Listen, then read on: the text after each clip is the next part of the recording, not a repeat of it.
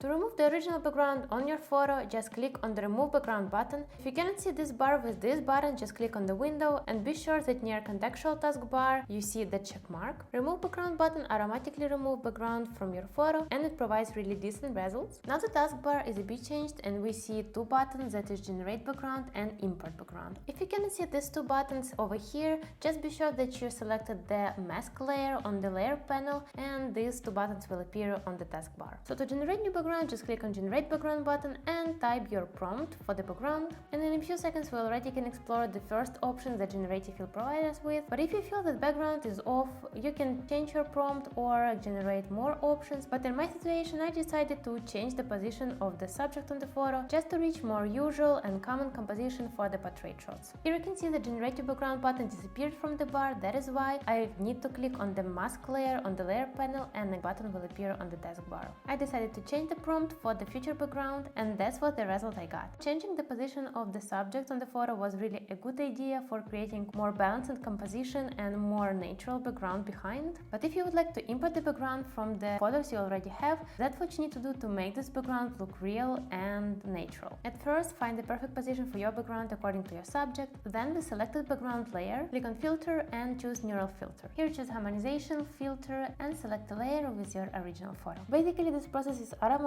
and after this the color of your new background have to fit to your original photo, but additionally I use sliders over here to correct the color of the background better to my original photo. In Output field, select New Layer and click OK. One more essential editing step will be blurring the new background. For this, go into Filter, Blur and choose Gaussian Blur. There is no one specific blurriness level for all photos, so just play with this slider to find the best option for you. And that's how you can create a new background for your photo with Photoshop.